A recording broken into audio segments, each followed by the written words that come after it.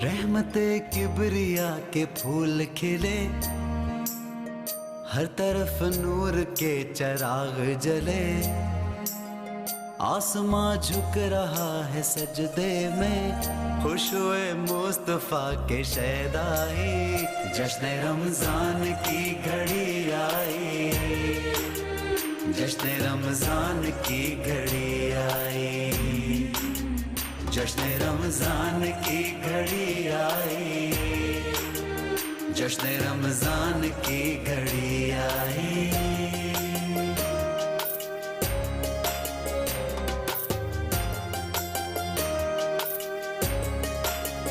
रहमतों का यही महीना है, राह जन्नत का पहला जीना है, जश्न रमजान यूं मनाए हम, अर्श वाले करें पजीराई, जश्न रमजान की घड़ी आई, जश्न रमजान की घड़ी आई, जश्न रमजान की घड़ी आई, जश्न रमजान की घड़ी आई।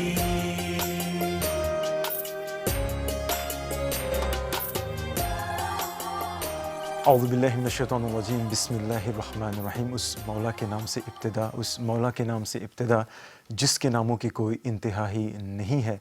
या साहिबल जमाली व या सय्यदल बशर मिन वजहिकल मुनीर लक़द नूविरुल क़मर ला युनकिनुस सना कमा काना हक़्क़ुहु बदज़ खुदा बुज़ुर्ग तुई क़िस्सा मुख़्तसर। मुहतशम व मुहतरम नाज़रीन, अस्सलामु अलैकुम व रहमतुल्लाहि व बरकातुहू।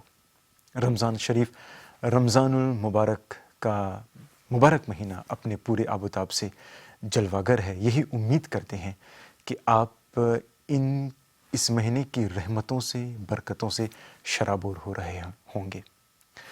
यकीनन रमज़ान शरीफ में ऐसी दिगर बहुत सारी इबादत हैं जिनसे ये महीना दिगर महीनों से जुदागाना है। इनमें यकीनन एक इबादत रमज़ान शरीफ के आखिरी अशरे में, यानी कि आखिरी 10 दिनों में जो मसाजिद में या घरों में क़याम होता है, उसको जिसे हम एतिकाफ़ कहते हैं, ये एक बहुत बड़ी इबादत है। एतिकाफ़ का लुग़वी माना क्या है, एतिकाफ़ किस तरह करना चाहिए, इसकी शराइत क्या है, इसकी क़िस्में क्या हैं, अजर सवाब क्या है, इन सब के बारे में आज हम गुफ्तगू करेंगे अंजुमन प्रोग्राम में। और हमारी खुशनसीबी है कि आज हमारे साथ तशरीफ़ रखते हैं जज़ीर मॉरिशस की दारुल उलूम अलमिया दारुल उलूम के प्रिंसिपल हज़रत अल्लामा मौलाना खालिद महमूद क़ादरी दामद बरकातुहू आलिया। आइए हम अपने मेहमान से गुफ्तगू करते हैं और एतिकाफ़ के बारे में ज़्यादा जानने की कोशिश करते हैं। हज़रत क़िबला, अस्सलामु अलैकुम व रहमतुल्लाहि व बरकातुहू। अस्सलाम व रहमतुल्लाहि व बरकातुहू। जैसे कि मैंने कहा कि आज रमज़ान शरीफ के मुतालिक ये सिलसिलावार प्रोग्राम जारी व सारी है और आज हमारा मौज़ू है एतिकाफ़। बरह रास्त आगाज़ करते हैं हज़रत, हमारे नाज़रीन को ये बताएं कि लफ्ज़ एतिकाफ़ का लुग़वी माना क्या है और एतिकाफ़ की क़िस्में कौन कौन सी क़िस्में हैं, ज़रा इस पर रोशनी डालिए। नहमदुहु व नुसल्ली व नुसल्लिमु अला रसूलिहिल करीम, अम्मा बाद फ़अऊज़ु बिल्लाहि मिनश शैतानिर रजीम, बिस्मिल्लाहिर रहमानिर रहीम। व अहिदना इला इब्राहीम व इस्माईला अन ताहिरा बैतिया लित्ताइफीना वल आकिफीना व रुक्काइस सुजूद। सदक़ल्लाहु मौलाना अज़ीम। माशाअल्लाह। अस्सलातु वस्सलामु अलैका या रसूलल्लाह व अला आलिका व अस्हाबिका या हबीबल्लाह। अस्सलातु वस्सलामु अलैका या नबीयल्लाह व अला आलिका व अस्हाबिका या नूरल्लाह। एतिकाफ़ ये बाब इफ्तियाल का मस्दर है और इसका मादा है अक्फ़ुन उकूफ़ुन, आइन का फ़ा। अक्फ़ और उकूफ़ अरबी ज़ुबान में, अरबी लुग़त में ठहरने के लिए और किसी जगह को लाजिम पकड़ लेना, किसी जगह ठहर जाना और लाजिम पकड़ लेना, ये लुग़त के अंदर एतिकाफ़ का माना है। ठीक। और शरा में, शरा से मुराद शरीयत के अंदर इसका क्या माना मुतय्यन किया है। शरीयत में एतिकाफ़ उस इबादत का नाम है जो अल्लाह की रज़ा के लिए بندہ مسجد کے اندر اسلام مسلمانی کی حالت میں، اسلام کی حالت میں ہر عاقل شخص وہ جو عبادت اللہ کی رضا کے لیے کرے وہ اعتکاف ہے۔ اعتکاف کی اقسام، اعتکاف کی 3 قسمیں ہیں۔ نمبر 1 واجب۔ واجب وہ ہے جسے بندہ خود اپنے اوپر لازم کر لے۔ مثلا وہ کہے کہ میں اللہ کی رضا کے لیے 3 دن کا اعتکاف کروں گا، جی اگر میرا یہ کام ہو جائے، جسے آپ منت کہتے ہیں، جی ہاں منت مان لینا، وہ اعتکاف واجب ہو جاتا ہے۔ وہ کسی بھی مہینے میں اس کی منت مانی جا سکتی ہے، کوئی بھی وقت ہو سکتا اس کے لیے کوئی وقت متعین متعین نہیں ہے، دن ہو، اس کے لیے شرط یہ ہے کہ روزہ اس میں آپ رکھیں گے۔ جن دنوں کے اندر روزے رکھنا حرام ہے ان کے علاوہ وہ دن ہونے چاہیے، ان دنوں کے اعتکاف کی نیت نہ مانی جائے کہ وہ پھر گناہ ہوگا۔ ان دنوں کی نیت مان لینا، ان کی منت مان لینا، یہ گناہ ہے۔ اس طرح دوسری اعتکاف کی قسم ہے اعتکاف سنت مؤکدہ کفایہ۔ جس طرح فرض کفایہ ہوتا ہے، جنازہ فرض کفایہ ہے، نماز جنازہ کی ادائیگی کہ چند لوگ ادا کر لیں تو وہ تمام لوگوں سے ساقط ہو جاتا ہے۔ اس طرح یہ اعتکاف بھی سنت مؤکدہ کفایہ ہے کہ اگر بستی کے چند لوگ کر لیں تو ساری بستی کی طرف سے وہ عبادت ساقط ہو جاتی ہے اور وہ سب کی نمائندگی کر لیتے ہیں، یعنی کہ وہ بستی والے اس ذمہ داری سے کہ فری ہو جاتے ہیں، جی یعنی آزاد ہو جاتے وہ ہیں۔ اس بستی والوں پہ جو یہ چیز لازم تھی وہ ان سے اٹھ گئی، انہوں نے اپنے آپ کو پیش کیا اور اللہ تعالیٰ کی رحمتوں کو حاصل کرنے کے لیے، یہ تو ایک بہت رحمت اور برکتوں کو حاصل کرنے کا ذریعہ ہے کہ انسان ہر چیز سے کنارہ کش ہو کے اللہ کی بارگاہ میں حاضر رہتا ہے، تو وہ جو برکتیں انہیں ملتی ہیں ان کا اندازہ تو وہی کر سکتے ہیں جو وہ اعتکاف میں ہوں گے۔ تو اس طرح یہ اعتکاف آخری 10 دن کا، جو رمضان کے آخری عشرے کے 10 دن کا اعتکاف ہے، وہ سنت مؤکدہ کفایہ ہے۔ اور تیسری قسم مستحب، جسے نفل بھی کہتے ہیں، یعنی جب بھی اس کا کوئی وقت نہیں ہے، جب بھی آپ مسجد میں آئیں، بس یہ شرط ہے کہ مسجد ہونی چاہیے۔ جب آپ مسجد میں آئیں تو آپ آ کر اعتکاف کی نیت کر لیں تو آپ کو اعتکاف کا ثواب ملنے لگ پڑے گا، اور اگر جب آپ مسجد سے باہر نکل جائیں گے تو اعتکاف آپ کا ختم ہو جائے گا۔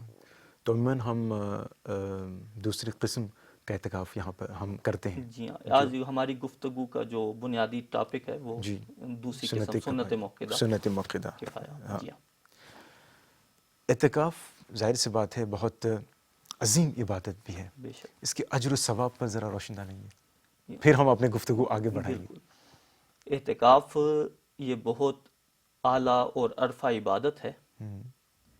حضور نبی اکرم صلی اللہ علیہ وآلہ وسلم اپنی زندگی میں رمضان کے آخری عشرے کا اعتکاف کیا کرتے تھے، اور بخاری شریف کی حدیث ہے یا تاکف کل عام عشرہ فاتکف 20 فی العام الذی قبض۔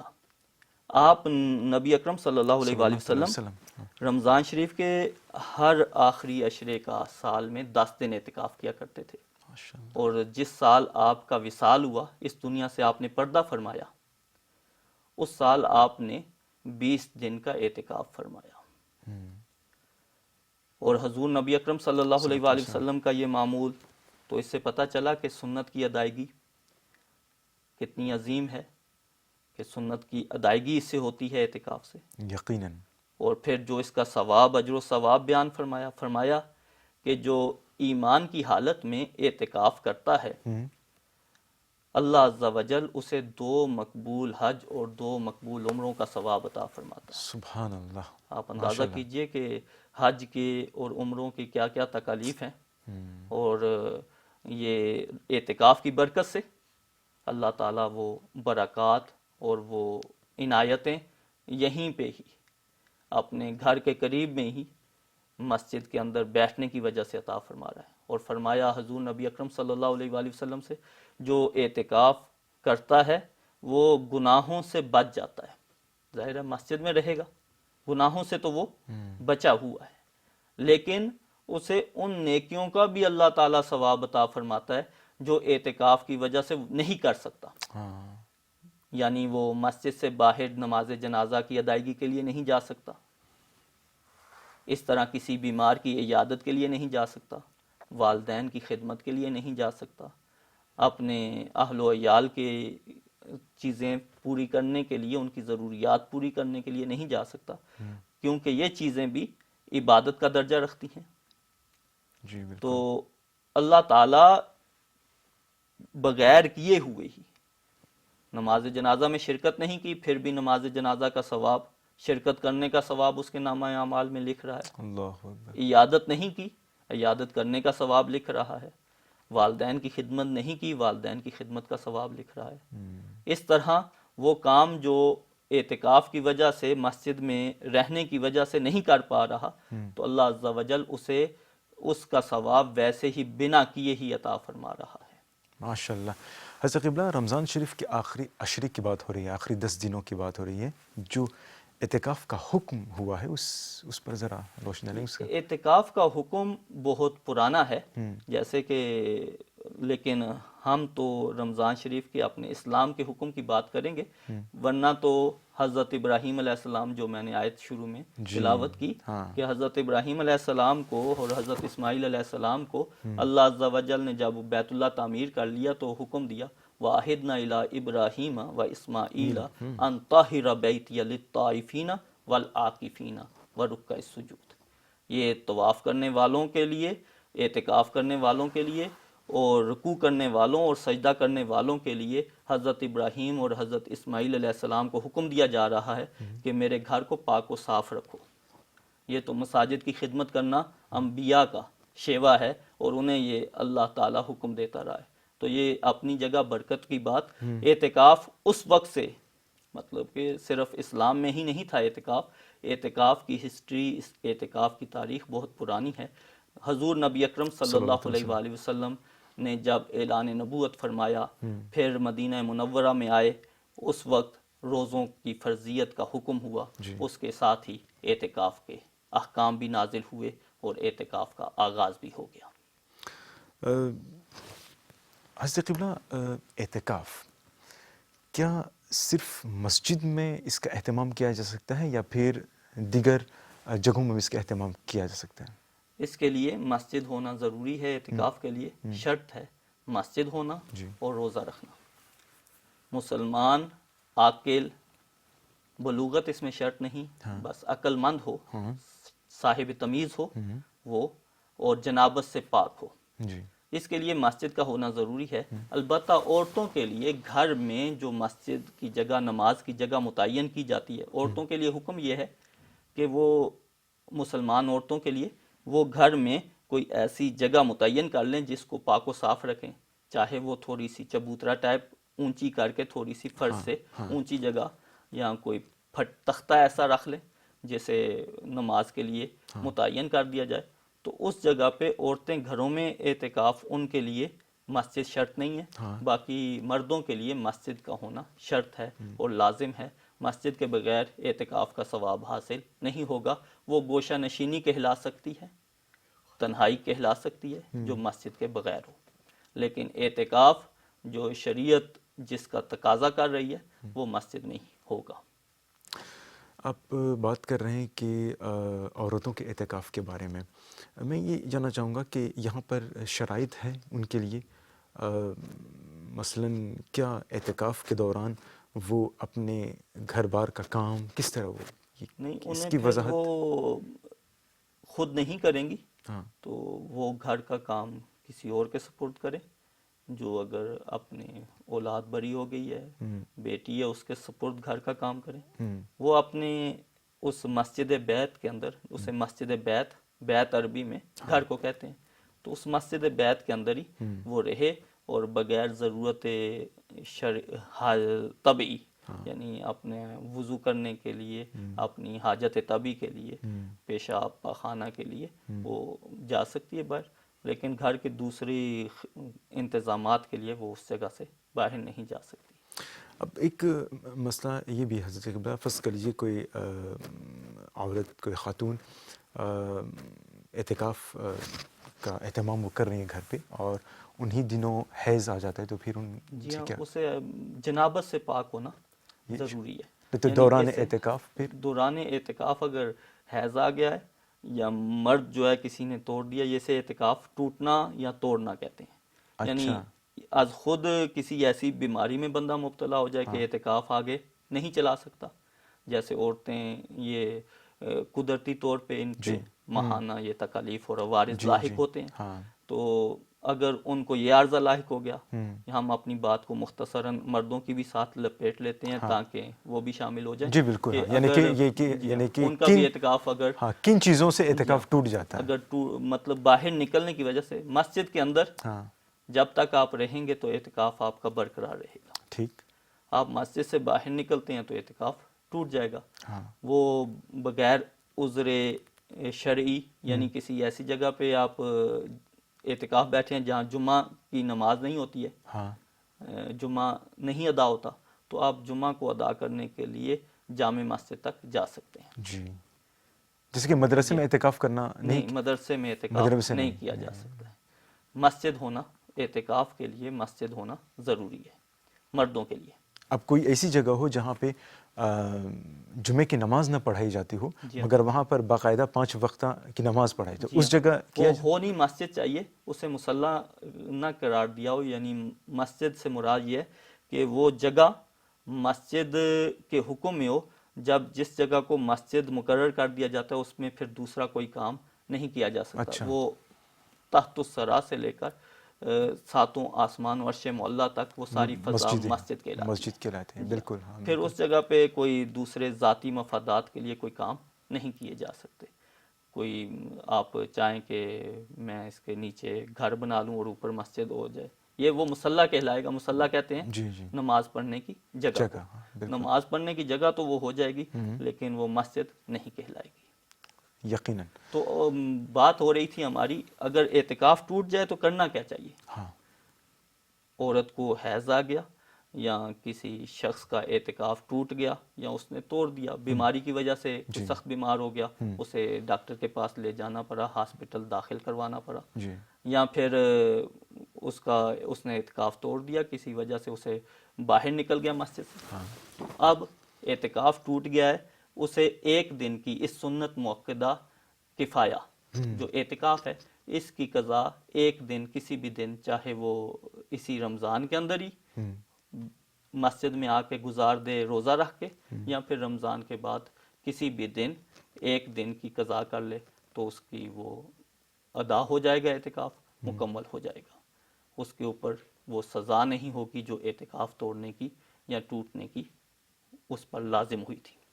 ٹھیک ہے، بالکل صحیح۔ ناظرین، ہم آپ کو بتا دیں کہ اس وقت آپ انجمن پروگرام دیکھ رہے ہیں، اور آج انجمن کا ہمارا موضوع ہے اعتکاف، اور ہمارے ساتھ تشریف رکھتے ہیں حضرت قبلہ مولانا خالد محمود قادری نورانی دامت برکاتہم عالیہ، جو ہمارے سوالوں کے جواب دے رہے ہیں۔ ہم اپنی گفتگو کو جاری رکھتے ہیں۔ حضرت قبلہ، ایک سوال ذہن میں یہ آ رہا ہے کہ اعتکافی کے حوالے سے، ظاہر سی بات ہے ہمارا موضوع ہے اعتکاف، بہت سارے ایسے لوگ یہ ہوتے ہیں کہ رمضان کے آخری 3 یا 4 ایام میں، خاص طور پر لیلۃ القدر سے پہلے، وہ اعتکاف کے لیے بیٹھتے ہیں، تو یہ اس پر ذرا روشنی ڈالیں۔ یہ اعتکاف سنت موقدہ کفایہ تو نہیں ہوگا یقیناً، تو ہے تو برکات کا کام۔ جب بھی مسجد میں بیٹھا جائے تو مسجد میں آنا، مسجد میں سانس لینا، تلاوت کرنا، سجدہ کرنا، ذکر کرنا، یہ سارے کام، تسبیح پڑھنا، استغفار پڑھنا، درود پاک پڑھنا، سارے کام برکت والے ہیں، تو اچھی بات ہے۔ وہ سنت موقدہ کی ادائیگی تو نہیں ہوئی، لیکن انہیں نفل اعتکاف کا ثواب ملے گا، وہ چاہے 3 دن کر لیں، 4 دن کر لیں۔ اور حضور نبی اکرم صلی اللہ علیہ وآلہ وسلم کا فرمان ہے کہ تم رمضان کے عشرۂ آخر کی طاق راتوں میں لیلۃ القدر کو تلاش کرو۔ یہ اعتکاف کی ایک اہمیت اور ایک اس کی حکمت، اعتکاف کی حکمت یہ بھی ہے کہ لیلۃ القدر کی عظیم رات کو پا لیا جائے. یقیناً. اور یہ وہی پاتے ہیں جو اعتکاف میں بیٹھتے ہیں. جی ہاں، نہیں دوسرے بھی جو بھی شب بیداری کر لیں ہاں انہیں وہی بھی مل سکتی ہے. انہیں بھی مل جی ہاں. سکتے ہیں یقیناً. اچھا اس سے لیکن یہ اعتکاف والوں کے لیے زیادہ اجر و ثواب کہ وہ دنیا سے قطع تعلق ہوئے ہوئے ہیں، ان کی وہ دنیاوی جھنجھٹیں نہیں ہیں، دنیا کے کاروبار میں نہیں ہیں، لوگوں سے ملاقاتیں، گفتگویں وہ اتنی زیادہ نہیں ہیں، اعتکاف میں بیٹھے ہیں پرسکون، تسبیح ہو رہی ہے، ذکر ہو رہا ہے، تلاوت ہو رہی ہے، نمازیں جماعت سے ادا ہو رہی ہیں، سارے نیکیوں والے کام ہو رہے ہیں، تو جو برکتیں انہیں ملیں گی وہ دوسروں کو تو نہیں مل سکتی ہیں، لیکن وہ بھی کوشش کریں تو ان کو پا سکتے ہیں ان چیزوں کو. یقیناً حضرت جیسا کہ آپ نے کہا اور حدیث مبارکہ سے یہ ثابت بھی ہے کہ اگر اچھی نیت سے اور اچھی طرح سے 10 دن اعتکاف کا اہتمام کیا جائے جس طرح کی شریعت حکم دیتی ہے اس طرح، تو اس کا اجر و ثواب بہت بڑا ہے. بے شک. مگر آپ سوچیں کہ اچانک کسی کو اپنا کاروبار، اپنا گھر، سب جو روزانہ کے جو معمولات ہیں وہ چھوڑ کر 10 دنوں کے لیے مسجد میں جا کر بیٹھنا، گویا کہ گوشہ نشینی اختیار کرنا، اپنے آپ میں یہ آسان کام نہیں ہوتا ہے. بے شک. انسان جب اعتکاف کے لیے بیٹھتا ہے تو یقیناً میں یہ جاننا چاہوں گا کہ ان کو آپ کیا یعنی نصیحت کریں گے، کس طرح وہ اعتکاف میں وہ 10 دن کس طرح وہ اپنے ایام، اپنے جو لمحات ہیں مسجد میں اس کو گزارنا چاہیے؟ دیکھیں اعتکاف تو تزکیہ نفس اور تصفیہ باطن کی ایک ضرورت کو پورا کرنے والا ہے. بے شک. نفس کو پاکیزہ کرنا، نفس سے مراد اپنی خواہشات کو صاف ستھرا بنانا، شیطانی خواہشات کے مقابلے میں رحمانی خواہشات کو ترجیح دینا اور اپنے نفس کو اتنا مغلوب کر دینا، دبا لینا کہ وہ شیطانی خواہشات اس میں کم پیدا ہوں اور وہ رحمانی خواہشات اور رحمانی جلووں کے اندر مستغرق رہے، اس کے اوپر شہوانی جذبات ختم ہو جائیں اور رحمانی جلووں کے عکس اور رحمانی جلوے اس پر پڑے رہیں کہ بندے کو وہ اس طرف نیکی کی طرف لگائے رکھیں. اصل اعتکاف کا اور گوشہ نشینی کا مقصد یہ صرف امت مسلمہ میں ہی نہیں بلکہ اور بھی غیر مسلموں کے اندر بھی یہ ہے کہ وہ کچھ چیزوں کے حصول کے لیے، روحانی قوتوں کے لیے، اپنی اخلاقی کمالات کے لیے گوشہ نشینیاں اور تنہائیاں اختیار کرتے ہیں، خلوت نشینیاں کرتے ہیں.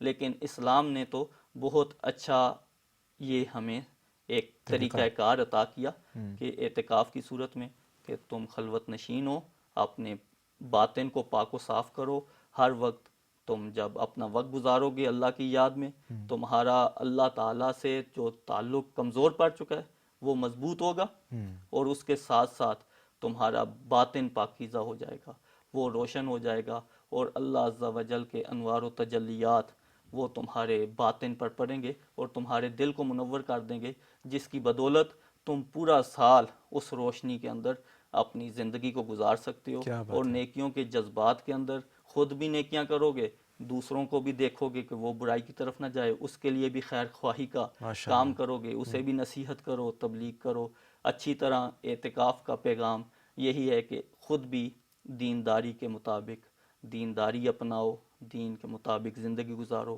اور دین کو آگے پھیلانے کی کوشش کرو، خود بھی علم دین حاصل کرو. اعتکاف کے دوران یہ موبائل فون پر اپنے تعلقات کو اسی طرح گفتگو کرنا، اسی طرح دوستیاں نبھانا، اسی طرح کاروبار کے انتظامات کرنا، یہ اعتکاف کی برکات کو ختم کرنے والا ہے. اللہ اکبر. اس کے لیے یہ ہے کہ مکمل قطع تعلق ہو کے ان 10 دنوں کے اندر بس اپنے اللہ تعالیٰ کے ساتھ اپنے تعلق کو مضبوط کرنے میں لگا دو. تو انشاءاللہ جب ان 10 دنوں کے بعد تم اپنے نوافل کا اہتمام کرو گے، اشراق و چاشت 5 وقتہ نماز تو ملے گی، ابھی سے نیتیں کر لیں، جو لوگ اعتکاف کرنا چاہتے ہیں وہ یہ نیتیں کر لیں مزید اضافی کہ ہم اس اعتکاف کے اندر کم سوئیں گے. یہ نہیں کہ آرام کرنے کے لیے آپ اسے اپنے کہ ویسے عام دنوں میں ٹائم نہیں ملتا ہے، چلیں اعتکاف بھی ہو جائے گا اور آرام بھی ہو جائے گا. آرام بھی ہو جائے گا، یہ نہیں سوئے رہیں تو اس سے پھر وہ برکات نہیں ملیں گی. آپ یہ نیت کریں میں کم سوؤں گا، میں قرآن پاک کی زیادہ تلاوت کروں گا، اللہ اکبر. میں علم دین سیکھوں گا، اپنے ضروری معاملات کو سیکھوں گا، جو میرے میں کمیاں ہیں میں انہیں دور کروں گا، میں نوافل اشراق و چاشت پابندی سے پڑھوں گا، نماز تہجد پڑھوں گا، صلاۃ التسبیح کا اہتمام کروں گا، صلاۃ اوابین کا اہتمام کروں گا، فرائض پابندی اس کی جماعت اولیٰ سے تکبیر اولیٰ سے نماز ادا کروں گا. تو یہ تمام چیزیں جب ملیں گی، اکٹھی ہوں گی، تو آپ خود ان کے انوار و تجلیات کا اندازہ کر سکتے ہیں کہ ہر چیز ہی نور بھری ہے. جب ساری چیزیں اکٹھی ہوں گی تو بندہ 10 دن مسلسل اللہ تعالیٰ کے دربار میں رہے گا، مسجد میں سانس لیتا رہے گا.